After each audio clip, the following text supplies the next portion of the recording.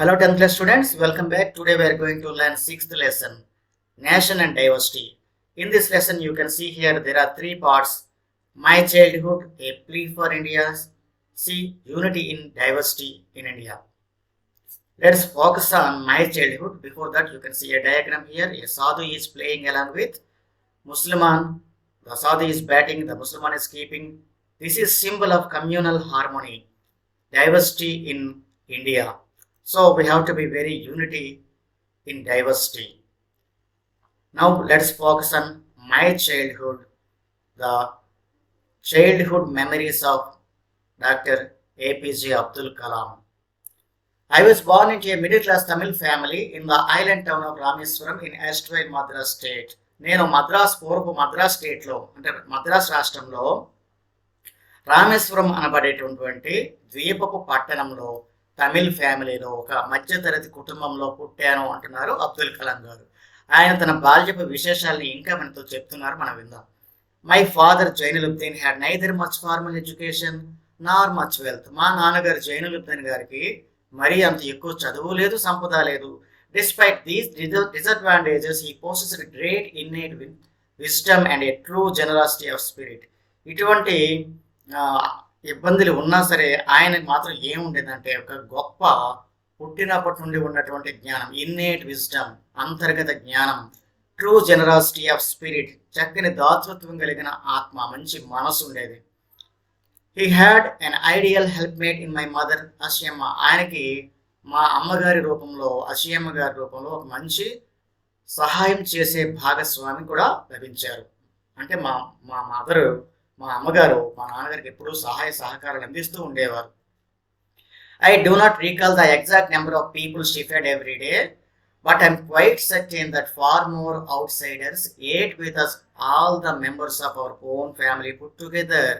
ఆమె ఎంతమందికి భోజనం పెట్టేదంటే నేను సరిగ్గా నెంబర్ అయితే చెప్పలేను, కానీ మా కుటుంబం అంతా కూడా కలిసి ఒక చోట కూర్చున్నా సరే అంతకంటే ఎక్కువ మెంబర్స్ బయట వాళ్ళే భోజనం చేసేవాళ్ళు. అంటే సాధారణంగా వాళ్ళ ఇంట్లో బయట వాళ్ళకి అందరికీ ఎక్కువ మంది భోజనాలు పెడుతూ ఉండేది ఆ మా తల్లి.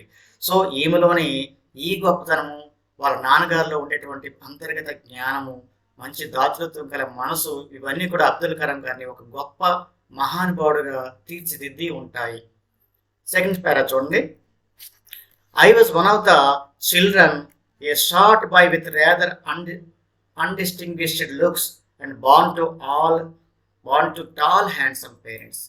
నేను చూడడానికి చాలా పొట్టిగా, మామూలు, అన్డిస్టింగ్విష్డ్ అంటే ఒక సాధారణమైన రూపంతో పుట్టాను.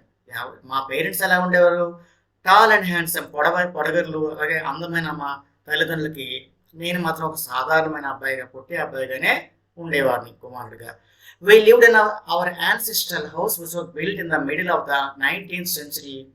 It was a fairly large pakka house made of limestone and brick. మా యొక్క ఇల్లు ఎలా ఉండేదంటే అది 19th సెంచరీలో కట్టిన 19వ శతాబ్దంలో కట్టబడినటువంటి ఒక వారసత్వంగా వచ్చిన ఇల్లు. యాన్సిస్ట్రల్ హౌస్ అంటే వారసత్వంగా వచ్చినటువంటి ఇల్లు. దేంతో కట్టిందంటే లైమ్ స్టోన్, అప్పట్లో సున్నంతో కట్టేవాళ్ళు. సున్నపు రాళ్ళని దాన్ని పిండి చేసి, పొడి చేసి, సున్నంగా మార్చి ఇటుకలతో కలిపి కట్టేవాళ్ళు. అప్పుడు నిర్మాణాలన్నీ అలాగే ఉండేవి. సో అది మంచి ఇల్లే, లార్జ్ పక్కా హౌస్, పెద్ద పక్కా హౌసే అది. అది ఎక్కడ ఉండేదంటే on the mosque street in Rameswaram. My austere, అది ఎక్కడ ఉండేదంటే మాస్క్ స్ట్రీట్ అంటే మసీదు నగరం. రామేశ్వరం అంటే ఇక్కడ కింద చిత్రంలో చూస్తున్నాం కదా, అది హిందువుల ప్రసిద్ధ పుణ్యక్షేత్రం. అక్కడ ఈ చిత్రంలో ఏం కనిపిస్తుంది? శ్రీరాములు అలాగే సీతాదేవి యొక్క విగ్రహాల్ని ఒక పురోహితుడు మోసుకెళ్తున్నాడు. మిగతా వాళ్ళందరూ కూడా ఊరేగింపుగా వెళ్తున్నారు. ఈ చిత్రంలో ఒక చిన్నారి బాలుడు, ఒక ముస్లిం అబ్బాయి కనిపిస్తున్నారు. చూసారా? ఇతను ఎవరు అనుకుంటున్నారు? He is none other than APJ Abdul Kalam, the hero of the lesson today. So Rameswaram నగరం, మాస్క్ స్ట్రీట్ ఇన్ రామేశ్వరం అంటే రామేశ్వరం పట్టణంలో ఉన్నటువంటి మసీదు వీధిలో మా ఇల్లు ఉండేది. My austere father use to avoid all inessential comforts and luxuries. Austere అంటే క్రమశిక్షణ కాస్త ఎక్కువగా ఉండేటటువంటి మా నాన్నగారు, అంటే కొంచెం స్ట్రిక్ట్గా ఉండే మా నాన్నగారు అన్ని అనవసరమైనటువంటి సౌఖ్యాలని, లగ్జరీస్ని వద్దని చెప్పేవాళ్ళు. అంటే చాలా సింపుల్గా బతకాలి, మనం సింపుల్గా ఉండాలని ఆయన నమ్మేవాళ్ళు. However all necessary were provided for in the terms of food, medicines, clothes. అలాగని ఆయన మా అవసరాలు తీర్చకపోయే వల్ల మా అవసరాలు అన్నీ చక్కగా తీర్చేవాళ్ళు. మాకు కావాల్సిన మెడిసిన్స్ కానీ, ఆహారం కానీ ఇవన్నీ కూడా చక్కగా, క్లాత్స్, బట్టలు ఇవన్నీ మంచిగా కొనిపెట్టేవాళ్ళు. కానీ అనవసరమైన ఖర్చులకు వద్దని చెప్పేవాళ్ళు. In fact I would say mine was very secure childhood both materially and emotionally.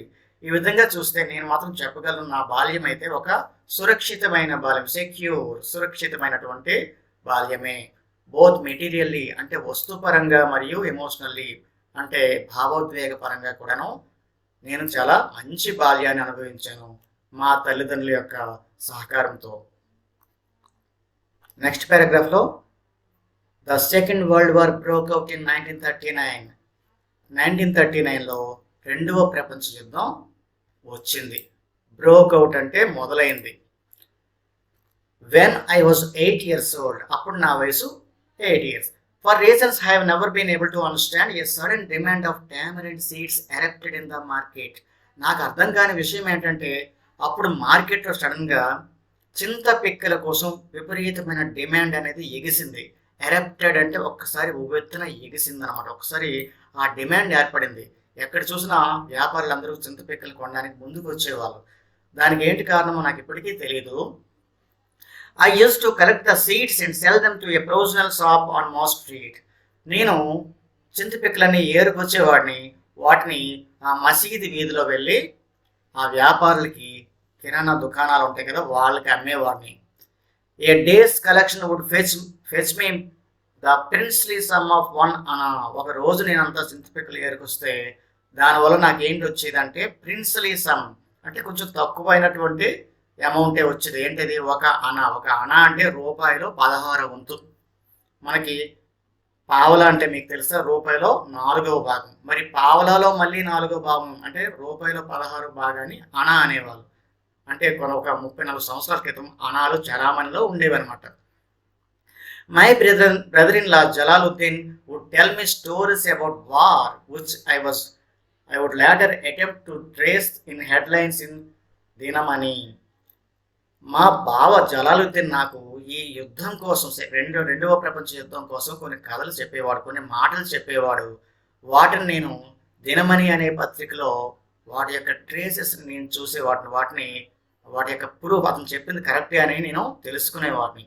So ఇలాగ యుద్ధ విశేషాలు నేను తెలుసుకుంటూ ఉన్నాను. Hour area being isolated was completely unaffected by the war.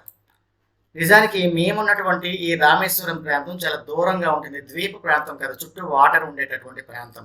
So ఇది యుద్ధానికైతే దూరంగా ఉంది. But soon India was forced to join the elite forces and something like a state of emergency was declared.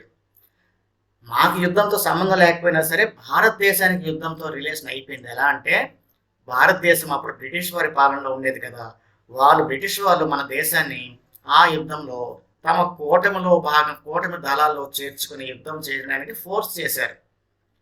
So దానివల్ల ఏమైంది, and something a state of emergency was declared. మా India అంతటికి ఒక అత్యవసర పరిస్థితిని ప్రకటించేశారు. అందువల్ల చాలా ఇబ్బందులు వచ్చాయి. The first casualty came in form of suspension of train halt at Rameswaram station. మొట్టమొదటి ఎదురు దెబ్బ మాకేం జరిగిందంటే, రామేశ్వరంలో ట్రైన్స్ ఆగుతుండేవి కదా, ఆ ట్రైన్స్ ఆగడం అనేది అప్పుడు నిలుపుదల చేసేసారు. సో ట్రైన్స్ ఇంకా రామేశ్వరంలో అప్పుడు ఈ ఎమర్జెన్సీ టైంలో ఆగడం లేదు.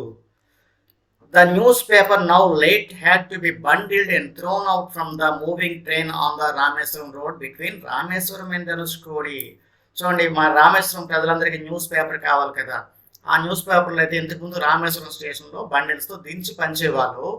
కానీ ఇప్పుడు ఎమర్జెన్సీ వల్ల రామేశ్వరంలో ట్రైన్స్ ఆగట్లేదు కాబట్టి ట్రైన్ నుంచి ధనుష్కోడి రామేశ్వరం మధ్యన ఉండే రామేశ్వరం రోడ్డు దగ్గర ఆ ట్రైన్ నుంచి న్యూస్ పేపర్ల కట్టని ఇసిరేసేవాళ్ళు. ఎవరో ఒకరు దాన్ని అందుకొని న్యూస్ పేపర్లు పంచాలన్నమాట. సో ఇది ఇప్పుడు వచ్చిన సమస్య. దాంతో మన అబ్దుల్ కలాం గారికి ఏంటి సంబంధం అబ్బా? ఏంటంటే అలా న్యూస్ పేపర్లు పంచే అబ్బాయి ఎవరో కాదు, that forced my cousin Samsuddin who distributed newspapers in Rameswaram to look for helping hand. అది మా కజిన్ మన అబ్దుల్ కలాం గారి చిన్నాన్న లేదా పెద్దనాన్న కొడుకు కజిన్ సంసుద్దీన్ అనే అబ్బాయి ఉన్నాడు. వాడేం చేసేవాడు, న్యూస్ పేపర్ని పంచేవాడు. ఎక్కడి నుంచి అంటే రామేశ్వరం పట్టణంలో. ఇప్పుడు ఆ అబ్బాయికి రామేశ్వరంలో ట్రైన్లో ఆగకపోవడం వల్ల వారికి అబ్బాయి ఎవరో ఒక హెల్పింగ్ హ్యాండ్ కోసం, ఎదురు సహాయం చేసే మనిషి కోసం చూస్తున్నాడు. టు క్యాచ్ ద బండిల్స్, వాళ్ళు ట్రైన్ నుండి బండిల్స్ అంటే ఈ కట్టెలు ఇసిరేస్తే మనం పట్టుకోవడానికి కోసం ఈ అబ్బాయికి ఒక తోడు కోసం చూస్తున్నాడు. And as if naturally I field the slot, సహజంగానే వాడు ఎవరి వైపు చూస్తాడు, నా వైపు చూస్తాడు. నేనే ఆ ఖాళీని భర్తీ, స్లాట్ అంటే ఇక్కడ ఖాళీ స్థానాన్ని నేను భర్తీ చేయాల్సి వచ్చింది. ఏంటి ఆ ఖాళీ స్థానం అంటే, సంసుద్దీన్ యొక్క ఇబ్బందిని తీర్చాల్సిన సమయం అవసరం నాకే వచ్చింది. సో నేను సంసుద్దీన్ తోడుగా వెళ్లాల్సి వచ్చింది. Samsuddin helped me to earn my first wages. ఈ విధంగా సంసుద్దీన్ నాకు నా మొదటి జీతం పొందేటటువంటి అవకాశాన్ని ఇచ్చాడు. సో ఇక్కడ తన మొదటి జీతాన్ని పొందుతున్నప్పుడు మన అబ్దుల్ కలాం గారి ఫీలింగ్ చూడండి. Half a century later I can still feel the search of pride in earning my own money for the first time. దాదాపు అర్ధ శతం 50 years తర్వాత ఇప్పుడు కూడాను, అంటే అబ్దుల్ కలాం గొప్ప వ్యక్తి అయిన తర్వాత కూడాను తన మొదటి జీతం పొందినప్పుడు తనలో ఉబికినటువంటి ఈ ప్రైడ్, గర్వం, డబ్బులు నేను నా మట్టుకు నేను డబ్బులు సంపాదించుకున్నాననే గర్వం ఉబికింది అని ఆయన ఇప్పటికీ గుర్తు చేసుకుంటూ ఉన్నారు. సర్జ్ ఆఫ్ ప్రైడ్ అంటే గర్వం ఉప్పొంగడం అనమాట. In earning my own money, నా సొంత డబ్బుల్ని నేను సంపాదించుకోవడంలో వచ్చే గర్వాన్ని నేను ఇప్పటికీ తలుచుకుంటున్నా, ఇప్పటికీ అది నా ఫీలింగ్ నాకు కలుగుతూ ఉంది అని చెప్తున్నారు. చూడండి, ఎవరైనా తమ కాళ్ళ మీద తాము నిలబడడం అనేది ఎంతో గొప్ప విషయం అన్నమాట. మనం నెక్స్ట్ పారాగ్రాఫ్కి వెళ్దాం. ఈ పారాగ్రాఫ్లో ఒక స్కూల్ కనిపిస్తుంది కదా. ఈ స్కూల్లో ఒక బ్రాహ్మణుడైనటువంటి ఒక ఉపాధ్యాయుడు ఉన్నాడు. పిల్లలందరూ కనిపిస్తున్నారు. ఇక్కడ ఒక ముస్లిం అబ్బాయి ఉన్నాడు, మన అబ్దుల్ కలాం అయి ఉంటారు. సో ఇక్కడ ఏం జరిగిందో చూద్దాం.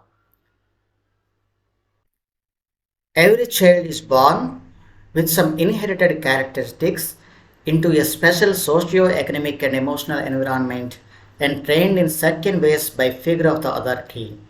ప్రతి పిల్లవాడు కూడా పుట్టుకతో కొన్ని ప్రత్యేక లక్షణాలు కలిగి ఉంటాడు. స్పెసిఫిక్ ఒక ప్రత్యేకమైనటువంటి సోషియో ఎకనమిక్ సామాజిక ఆర్థికమైన పరిస్థితి, ఎమోషనల్ ఎన్విరాన్మెంట్ భావోద్వేగపు వాతావరణాన్ని కలిగి ఉంటాడు. కానీ ఆ లక్షణాలు మారుతుంటాయి. ఎలాగ trained in certain ways by figures of authority. Figures of authority అంటే ఇక్కడ తమ చుట్టూ ఉండే సంస్థలు, అమ్మ నాన్నలు, బడి, ఫ్రెండ్స్, వీటి ద్వారా వాళ్ళు కొంత ప్రత్యేకమైన లక్షణాలని ట్రైన్ చేయబడతారు, శిక్షణ తీసుకోబడతారు. అంటే ఒక రకంగా తమ వ్యక్తిత్వాన్ని అలవర్చుకుంటారు. మరి అబ్దుల్ కలాం గారు తన గురించి ఏం చెప్తున్నారంటే, I inherited honesty and self discipline from my father. మా నాన్నగారి నుంచి నేనైతే ఆనెస్టీ, నిజాయితీ మరియు స్వీయ క్రమశిక్షణ అలవర్చుకున్నాను. From my mother I inherited faith in goodness and deep kindness. మా అమ్మగారి నుంచి నేను మంచి మానవత్వాన్ని మానవత్వం పట్ల విశ్వాసాన్ని కలిగి ఉండడం. డీప్ కైండ్నెస్ అంటే చాలా ఎక్కువ దయాద్ర హృదయం కలిగి ఉండడం, దయ కలిగి ఉండడం. ఇవన్నీ కూడా మా అమ్మగారి నుంచి నేర్చుకున్నాను. నేను ఒక్కడనే నేర్చుకున్నానా? మా బ్రదర్స్ అండ్ సిస్టర్స్, 3 బ్రదర్స్ మరియు ఒక సిస్టర్ కూడా ఇవే నేర్చుకున్నారు. I had 3 close friends in my childhood, Ramanatha Sastry, Aravindan and Sivaprakasan. తన 3 స్నేహితులు రామనాథ శాస్త్రి, అరవిందన్ అండ్ శివప్రకాశన్ కోసం ఆయన వివరిస్తున్నారు. All these boys were from orthodox Hindu Brahmin families. ఈ 3 వ్యక్తులు కూడాను వాళ్ళు సాంప్రదాయమైనటువంటి, ఆర్థోడాక్స్ అంటే శుద్ధ సాంప్రదాయాన్ని పాటించే హిందూ బ్రాహ్మణ కుటుంబాల్లోంచి వచ్చిన వాళ్ళే. మరి అబ్దుల్ కలాం ముస్లిం కదా, ఆ రోజుల్లో హిందువులకి ముస్లింలకి చాలా భేదాభిప్రాయాలు ఉండేవంట. కానీ as children none of us ever felt any differences amongst ourselves because of our religious differences and upbringing. మాకు మాత్రం పిల్లలైన మాత్రం మా మత విశ్వాసాల వల్ల, మతపరమైన విషయాల వల్ల కానీ, మా పెంపకంలో ఉన్నటువంటి సాధారణమైన భేదాభిప్రాయాల వల్ల కానీ మాకైతే ఎటువంటి తేడాలు ఉండేవి కాదు. మేమందరం కలిసే ఉండేవాళ్ళం. కానీ మా మతాలు వేరు, మా పెంపకాలు వేరైనప్పటికీ మేమంతా కలిసేవాళ్ళం. మేము చిన్నపిల్లలంగా కలిసి ఉండేవాళ్ళం. In fact Ramanatha Sastry was the son of Pakshi Lakshmana Sastry, the high priest of Rameswaram temple. Ramanatha Sastry అనే మా ఫ్రెండ్ ఉన్నాడు కదా, ఆ అబ్బాయి ఒక తండ్రి పక్షి లక్ష్మణ శాస్త్రి గారు రామేశ్వరం యొక్క టెంపుల్ యొక్క అత్యున్నతమైనటువంటి పూజారి. సో ఆ టెంపుల్కి ప్రధాన పూజారి అతను. వాళ్ళ అబ్బాయి కూడా నాకు స్నేహితుడు అవడం చాలా ఆశ్చర్యం. Later he took over the priesthood of Rameswaram temple from his father. తర్వాత అతను వాళ్ళ ఫాదర్ నుంచి రామేశ్వరం టెంపుల్ యొక్క పౌరోహిత్యాన్ని స్వీకరించాడు. అంటే వీళ్ళ ఫ్రెండ్ తర్వాత రామేశ్వరం టెంపుల్కి పురోహితుడిగా మారాడు. Aravindan went in to business of arranging transport for visiting pilgrims. ఇంకో ఫ్రెండ్ అరవిందన్ ఏం చేశారంటే అక్కడ వచ్చే యాత్రికుల కోసం, రామేశ్వరం వచ్చే యాత్రికులకి ట్రాన్స్పోర్ట్ కల్పించేవాడు. అంటే ఒక రకంగా ట్రావెల్స్ అంటుంటాం కదా, మనకి కేవీఆర్ ట్రావెల్, అమరావతి ట్రావెల్స్ ఇలా ఉంటాయి కదా.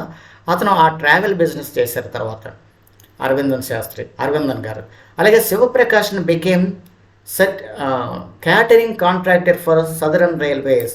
శివప్రకాష్ని అయితే సదరన్ రైల్వేస్ అంటే దక్షిణ రైల్వేస్కి క్యాటరింగ్ ఫెసిలిటీ కల్పించేవాళ్ళు. అంటే ఆహారపు భోజనశాల నిర్వాహకులుగా, ఆహారాన్ని సరఫరా చేసే వ్యక్తిగా ఈ ముగ్గురు కూడా ఒక రకంగా రామేశ్వరంలో వచ్చే యాత్రికుల అవసరాలను తీర్చేవాళ్ళుగా వీళ్ళు ప్రధాన పాత్ర పోషించారు.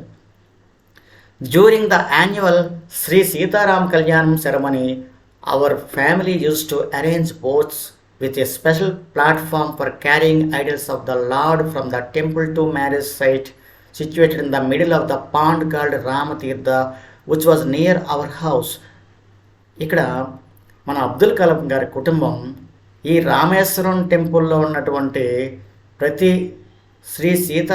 సంవత్సరం వచ్చే సీతారాం కళ్యాణోత్సవం జరుగుతుంది కదా, ఆ సీతారామోత్సవ కళ్యాణానికి వీళ్ళ ఫ్యామిలీ ఏంటి అరేంజ్ చేసేదంటే special boats with special platform, ఒక ప్రత్యేకమైన పీఠాన్ని కలిగినటువంటి ఒక పడవల్ని ఏర్పాటు చేసేవాళ్ళు. ఎవరి కోసమంట? For carrying idols of lord from the temple to marriage site. సీతారాముల విగ్రహాల్ని ఈ గుడి నుంచి ఈ వివాహపు ప్రాంతానికి, ఎక్కడ వివాహం జరిగేదో తెలుసా? Situated in the middle of the pond called Ramatirtha, which was near our house. మా ఇంటికి దగ్గరలో ఒక పెద్ద చెరువు మధ్యలో రామతీర్థ అనే ఒక చెరువు మధ్యలో స్థానం ఉండేది. అక్కడ శ్రీరాముల కళ్యాణం జరుగుతుంది. అక్కడి వరకు టెంపుల్ నుంచి విగ్రహాలు తీసుకువెళ్ళాలంటే పడవలు కావాలి. ఆ పడవల్ని మా ఫ్యామిలీ అందించేది. ఆ పడవల్లో ఈ విగ్రహాలు పెట్టుకోవడానికి ఒక ప్రత్యేకమైన ప్లాట్ఫామ్ కూడా ఉండేది. సో ఈ సీతారామ కళ్యాణోత్సవాల్లో మా ముస్లిం కుటుంబమైన మా కుటుంబం కూడా ఒక ప్రత్యేకమైన పాత్ర పోషించేది అని చెప్తున్నారు అబ్దుల్ కలాం గారు. దీన్ని బట్టి రామేశ్వరంలో ఎంతటి మత సహనం ఉందో మనకు అర్థమవుతుంది. అన్ని మతాల వాళ్ళు కలిసిమెలిసి ఉండేవారని మనకు తెలుస్తోంది. Events from the Ramayana and from life of prophet were the bedtime stories my mother and my grandmother would tell the children in our family. మా నాన్నమ్మ గారు మాకు రోజు పడుకునేటప్పుడు ఎలాంటి స్టోరీస్ చెప్పేవాళ్ళంటే రామాయణంలోంచి కొన్ని సంఘటనలు, అలాగే లైఫ్ ఆఫ్ ద ప్రోఫెట్ అంటే మహమ్మద్ ప్రవక్త యొక్క జీవితంలోంచి కొన్ని సంఘటనలు, ఇలాంటి స్టోరీస్ అన్నీ మా నాన్నమ్మ గారు మాకు పడుకునేటప్పుడే చెప్పేవాళ్ళు. అంటే ఈయనకి అన్ని మతాల పట్ల హిందువులు, ముస్లింలు అందరూ సమానమైన భావన ఈయనకే కాదు, వీళ్ళింట్లో ఉండే పెద్దలకు కూడాను ఇలాంటి సమానత్వపు భావన ఉంది. అందుకే అబ్దుల్ కలాం గారు అంత గొప్ప వ్యక్తిగా రూపుదిద్దుకోబడ్డారు. వాళ్ళ పేరెంట్స్, వాళ్ళ గ్రాండ్ మదర్ సైతం అందరు కూడాను అన్ని మతాల్ని ఒకటే అన్నట్టుగా చూశారు. ఆ రామాయణ కథలు, అల్లా యొక్క బోధనలు ఇవన్నీ కూడా పడుకునేటప్పుడు ఈ పిల్లలందరికీ చెప్పేది వాళ్ళ నాన్నమ్మ. నెక్స్ట్ పారాగ్రాఫ్ చూడండి. One day when I was in the 5th standard at Rameswaram elementary school, a new teacher came to our class. ఒకరోజు మేము రామేశ్వరం స్కూల్లో 5వ తరగతిలో ఉన్నప్పుడు ఒక కొత్త టీచర్ మా స్కూల్కి వచ్చారు.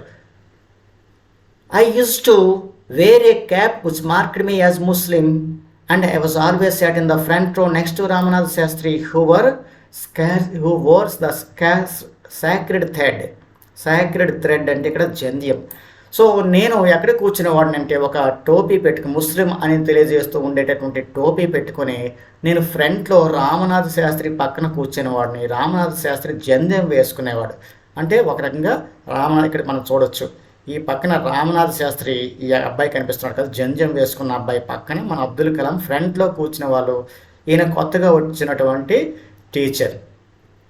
The new teacher could not stomach a Hindu priest son sitting with a Muslim boy. ఇక్కడ కొత్తగా వచ్చిన టీచర్కి అయితే ఇలాంటి మతాలు వేరు అనే భావనలో ఉండేవాళ్ళనమాట. ఆయనకి అసలు భరించలేకపోయాడు. స్టమక్ అంటే ఇక్కడ కడుపులో పెట్టుకోలేకపోయాడు, భరించలేకపోయాడు. ఏంటట, ఒక హిందూ పూజారి కుమారుడు ముస్లిం బాలుడితో కలిసి పక్క పక్కన కూర్చోవడం అతనికి అస్సలు భరించలేకపోయినట్టుగా అయిపోయింది, నచ్చలేదు అతనికి. In అకార్డింగ్స్ with our social ranking as a new teacher saw it, I was asked to go and SIT on the back bench. మా కొత్తగా వచ్చిన టీచర్ చెప్పిన ప్రకారం మా సోషల్ ర్యాంకింగ్, మా సామాజికమైన ఎత్తు పల్లాలు, అంటే సోషల్ ర్యాంకింగ్ అంటే ఒక మతం వాళ్ళు ఎక్కువ, ఒక మతం వాళ్ళు తక్కువ అనే ర్యాంకింగ్ ప్రకారం నేను తక్కువ చేయబడి అక్కడి నుంచి వెనక బెంచ్కి మార్చబడ్డాను.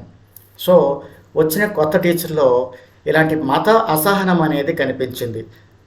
మరి దానివల్ల అబ్దుల్ కలాం గారు ఏమైనా బాధపడ్డారా? I felt very sad and did Ramanatha Sastri. కేవలం అబ్దుల్ కలాం గారే కాదు, విచిత్రంగా రామనాథ శాస్త్రి, ఎవరైతే బ్రాహ్మణ అబ్బాయి ఇతను ఫ్రెండ్ ఉన్నారో అతను కూడా బాధపడ్డారు.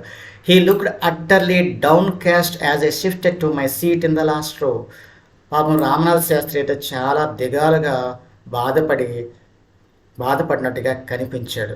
డౌన్ క్యాస్ట్ అంటే బాధపడడం లేదా దిగులు పడ్డం.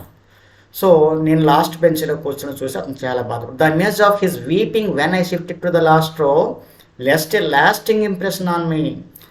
నేను వెనక బెంచ్కి షిఫ్ట్ అవుతున్నప్పుడు రామనాథ శాస్త్రి ఏడ్చిన ఏడ్పు అయితే నా మనసులో చాలా దీర్ఘకాలం మనినటువంటి ముద్ద వేసింది.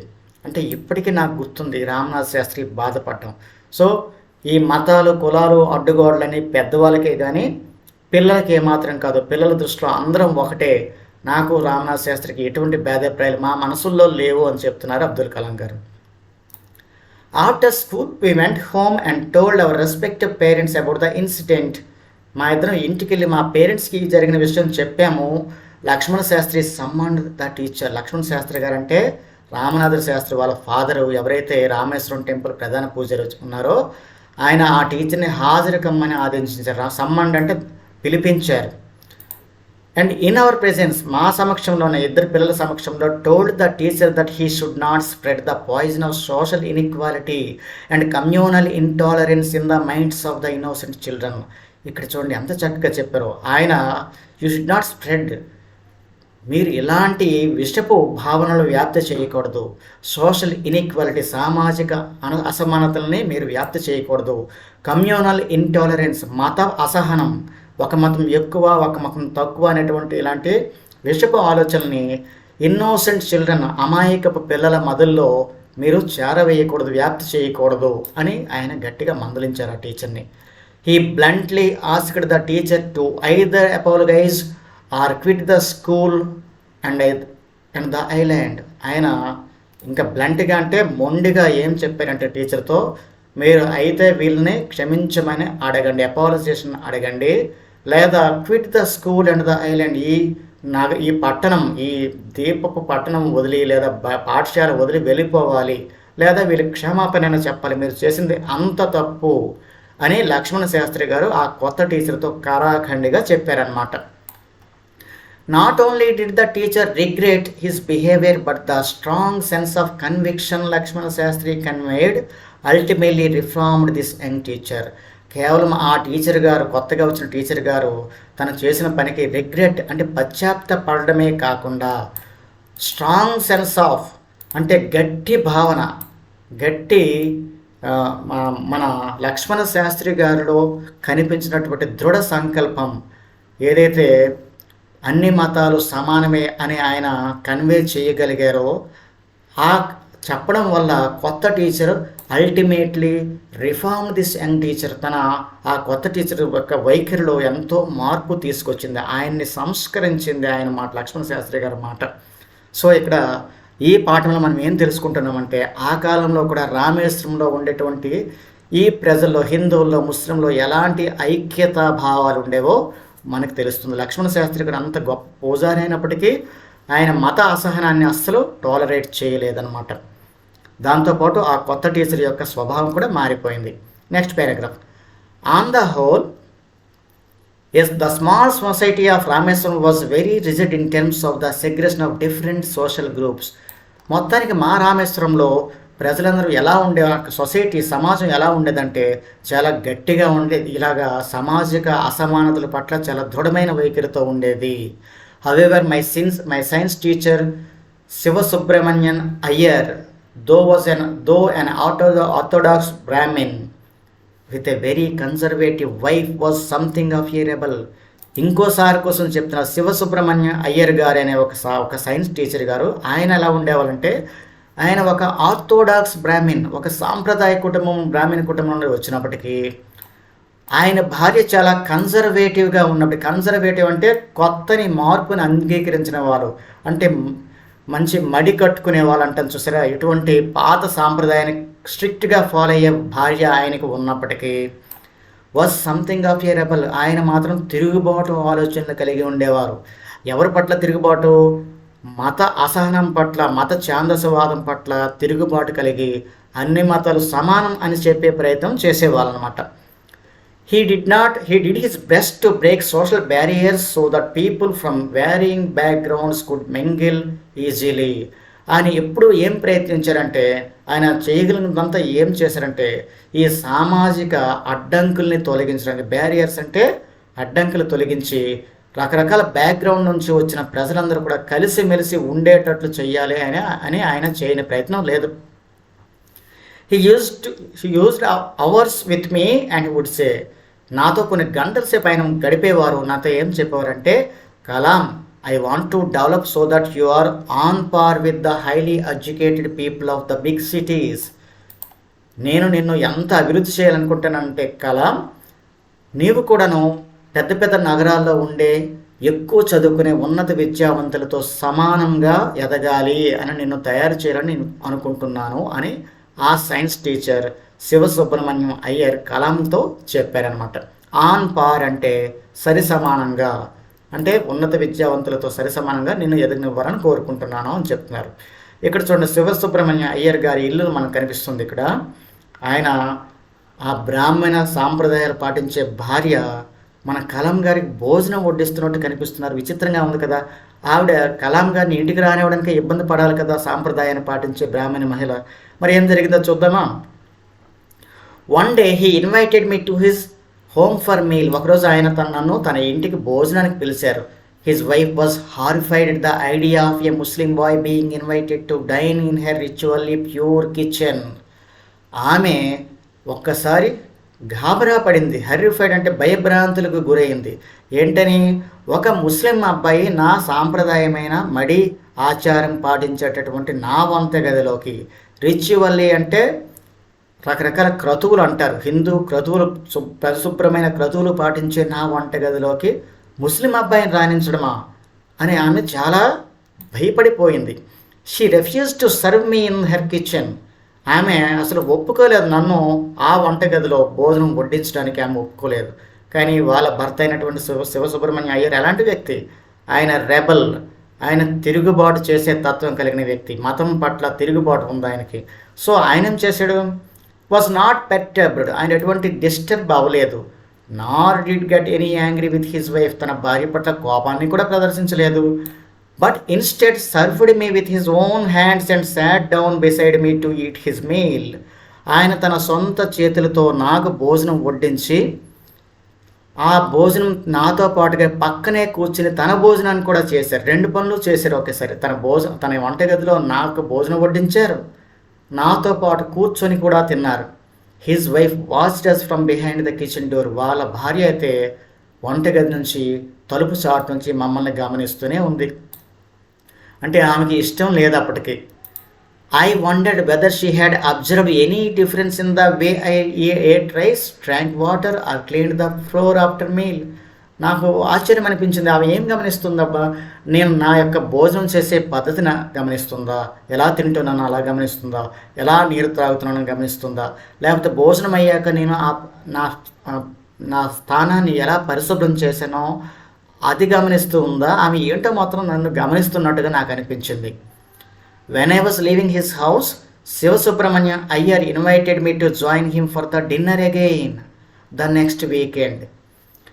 నేను భోజనం చేసి బయటికి వెళ్తుండగా అతని ఇంటి నుంచి బయటికి వెళ్తుండగా శివసుబ్రహ్మణ్య అయ్యర్ అనే ఆ సైన్స్ టీచరు నన్ను మళ్ళీ వచ్చే వారం కూడాను రాత్రి భోజనానికి ఆహ్వానించారు. అప్పుడు నేను తటపాట ఇస్తానా లేదా? అదేంటి ఇప్పుడే మీ భార్య ఎంత భయపడ్డారు, మళ్ళీ భోజనం చేయడానికి ఎందుకు రావాలి అన్నట్టుగా ఆలోచిస్తున్నప్పుడు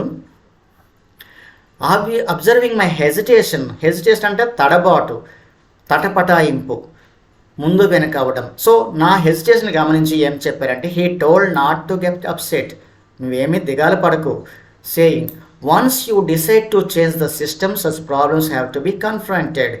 నీవు ఒకసారి ఈ వ్యవస్థని మార్చాలనుకుంటే, ఈ మత అసహనాన్ని రూపుమాపాలని నిర్ణయించుకున్నప్పుడు the problems have to be confirmed. ఇలాంటి సమస్యలు నువ్వు ఎదుర్కోవాల్సిందే, వీటికి భయపడతావా నువ్వు రా తప్పకుండా అన్నాడు. సో నేను వెళ్ళాను. When I visited his house the next week, Sivasubrahmanyam Iyer's wife took me inside her kitchen and served me food with her own hands. చూడండి ఎంత విచిత్రం జరిగిందో ఈ చిత్రంలో గమనించినట్టుగా. నెక్స్ట్ వీక్ వెళ్ళినప్పుడు ఆమె స్వయంగా ఈ అబ్బాయిని లోపలికి ఇన్వైట్ చేసి తన స్వహస్తాలతో ఆ అబ్బాయికి వడ్డించింది. సో ఇక్కడ మన శివసుబ్రహ్మణ్య అయ్యర్ సైన్స్ టీచర్ గారు ఎవరిని రిఫార్మ్ చేశారు? అబ్దుల్ కలాం గారిని కాదు, తన భార్యని ఆయన సక్సెస్ఫుల్గా మార్చగలిగారు. సో ఆమెలో చాలా మార్పు ఒక్క వారంలో తీసుకొచ్చారు ఆయన. Then the second world War was over in India and India's freedom was imminent. రెండవ ప్రపంచ యుద్ధం ముగిసింది, భారతదేశ స్వతంత్రం ఖరారైంది.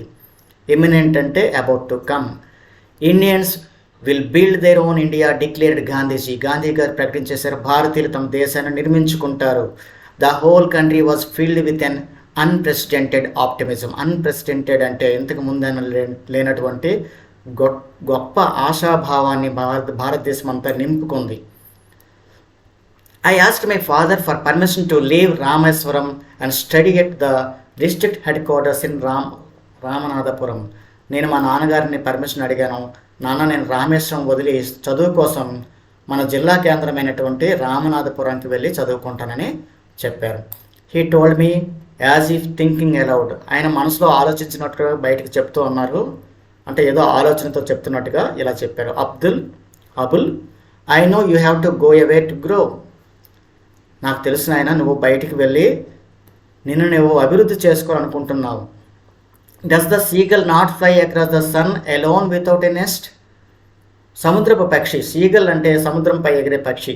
ఈ సముద్రపు పక్షి తన గూడిని వదిలి దూర ప్రాంతాలకు ఎగురుతూ వెళ్తుంది కదా, వెళ్లకుండా ఆగిపోతుందా? హీ కోటెడ్ ఖాళీ Ghibran to my hesitant mother. మా అమ్మగారు నన్ను అంత దూరం పంపించడానికి హెసిటెంట్ చేస్తున్నారంటే వెనుకాడుతున్నారు, ఈ చిన్నపిల్లడు అంత దూరం వెళ్ళి చదువుకుంటాడా నన్ను వదిలే అన్నట్టుగా. అప్పుడు మా అమ్మగారితో మా నాన్నగారు ఏం చెప్పారంటే, యువర్ చిల్డ్రన్, ఇక్కడ ఎవరు కొటేషన్ అంటే ఖలీల్ జిబ్రాన్ అనే ఒక ఉర్దూ రచయిత యొక్క కొటేషన్ చెప్పారు. ఆయన ఎవరితో చెప్పారంటే అబ్దుల్ కలాం వారి మదర్తో చెప్పారు. ఆమె తటపటాయిస్తున్నప్పుడు పిల్లవాడిని దూరం పంపించడానికి ఇబ్బంది పడుతున్నప్పుడు ఇలా చెప్పారు, your children are not your children. నీ పిల్లలు నీవు అనుకున్నట్టుగా నీ పిల్లలు మాత్రమే కాదు, నీ ఒక్కదానికి చెందిన పిల్లలు కాదు. They are sons and daughters of the life's longing for itself. వాళ్ళు జీవన స్రవంతిలో వస్తున్నటువంటి ఒకరి తర్వాత ఒకరిగా వస్తున్నటువంటి కుమారులు కుమార్తెలు. అంటే జీవన స్రవంతి అంటారు, తరతరాలుగా వస్తున్నట్టు ఈ జీవంలో ఒకరి తర్వాత వస్తున్నటువంటి బిడ్డలు. వీళ్ళు ఏ ఒక్క తల్లిదండ్రులకు చెందిన వాళ్ళు కాదు, కేవలం దే కమ్ త్రూ యూ, నీ నుంచి వస్తారంతే, బట్ నాట్ ఫ్రమ్ యూ. కానీ నువ్వే వాళ్ళ సృష్టికర్తవి కాదు. సో నా పిల్లలు నాకే సొంతం అనే భావన తల్లిదండ్రులు వదిలేయాలి. You may give them your love but not your thoughts. నీవు వాళ్ళకి ప్రేమనివ్వగలవేమో కానీ వాళ్ళు ఏం ఆలోచించాలో ఆ ఆలోచనలు కూడా నువ్వే ఇవ్వలేవు. For they have their own thoughts. ఎందుకంటే వాళ్ళకి వాళ్ళ సొంత ఆలోచనలు ఉంటాయి. వాళ్ళ ఆలోచన ప్రకారం వాళ్ళు ఎక్కడికైనా వెళ్ళి ఎదగనివ్వాలి మనం అని ఆ చదువు రాని ధనం లేని ఆ తండ్రి ఎంత గొప్ప మాటల్ని ఆ తల్లితో చెప్పి ఒప్పించాడో చూడండి. బై ఏపీజే ఇవన్నీ చెప్తున్నారు మనకి అబ్దుల్ కలాం గారు. సో చిన్నప్పుడు జరిగిన సంఘటనలన్నీ కూడా మనకు ఒకసారి గుర్తు చేసుకుంటే అబ్దుల్ కలాం యొక్క తల్లిదండ్రుల యొక్క ఔన్నత్యం, దాతృత్వం, అలాగే ఆయన తండ్రిలో ఉండే క్రమశిక్షణ, ఆమె తల్లిలో ఉండే జనరాసిటీ, బయట వాళ్ళకి భోజనం పెట్టడం నుంచి దయగా ఉండడం, వాళ్ళ ఫ్యామిలీలో ఉండే ఇతర వాళ్ళ కజిన్స్, వాళ్ళ బ్రదర్స్ వీళ్ళందరి యొక్క సహకారంతో అబ్దుల్ కలాం గారు ఇంత గొప్ప స్థాయికి వచ్చారనిపిస్తోంది. అంతేకాకుండా వాళ్ళ స్కూల్లో జరిగిన సంఘటనలు, రామనాథ శాస్త్రి అవ్వచ్చు, ఆ కొత్తగా వచ్చిన టీచరుని మందలించినటువంటి లక్ష్మణ శాస్త్రి గారు పురోహితుడు కావచ్చు, అలాగే వాళ్ళ శివసుబ్రహ్మణ్య అయ్యర్ అనే సైన్స్ టీచర్ అవ్వచ్చు, వీళ్ళందరూ కూడా ఆయనలో ఒక చెరగని ముద్ర వేసి అన్ని మతాలు సమానం అని ఆయనకి తన జీవితాన్ని యొక్క దిశానిర్దేశం చేసినట్టుగా ఈ పాఠం బట్టి మనకి అర్థమవుతుంది. This is the lesson for today. ఇంకా మన ఇక్కడ ఆథర్ కోసం, మన ప్రియమైన అబ్దుల్ కలాం గారి కోసం మరికొన్ని మాటలు తెలుసుకుందాం. Doctor Avul Pakir Jainulabdeen Abdul Kalam was born on 15th October 1931 at Rameswaram in Tamil Nadu. He was responsible for the evolution of ISRO's launching vehicle program. ఆయన Indian space research organisation ISRO యొక్క లాంచ్ వెహికల్ ప్రోగ్రామ్కి ఆయన దాని యొక్క అభివృద్ధిలో ఆయన కూడా ఒక కారకుడయ్యాడు. Particularly PSLV configuration and for the development and operationalisation of Agni and Prithvi missiles. ఆయన పిఎస్ఎల్వితో పాటు అగ్ని క్షిపణి, పృథ్వీ క్షిపణి అనే 2 క్షిపణులని తమ సొంత పరిజ్ఞానం, ఇండిజినస్ క్యాపబిలిటీ అంటే స్థానికపరమైన సామర్థ్యత, ఏదో వేరే దేశాల నుంచి మనం టెక్నాలజీ కొనుక్కోవడం జరిగేది, అలా కాకుండా భారతదేశంలోంచి స్థానికంగా వచ్చిన టెక్నాలజీతో అగ్నిని, పృథ్వీని ఆయన డెవలప్ చేయడంలో సహకరించారు. In critical technology through the networking of multiple institutions, అనేక సంస్థల్ని నెట్వర్క్ చేస్తూ అనుసంధానిస్తూ ఆయన ఇలాంటి అగ్ని, పృథ్వీ లాంటి క్షిపణులని డెవలప్ చేయడంలో పెద్ద పాత్ర పోషించారు. In his literary pursuit 4 of doctor Kalam books, ఆయన తన సాహిత్యాభిరుచిని కనబరుస్తూ 4 పుస్తకాలు రాశారు కదా. Wings of fire, India 2020, a vision for the new millennium, my journey, ignited minds. ఈ 4 పుస్తకాలు ఎంతగా సక్సెస్ అయ్యాయంటే unleashing the power within India, ఇంకోటి అన్లీషింగ్ ద పవర్ విత్, ఈ 4 పుస్తకాలు కూడాను చాలా ఫేమస్ అయ్యాయి. బికమ్ హౌస్ఫుల్ names in India and among the Indians nationals abroad.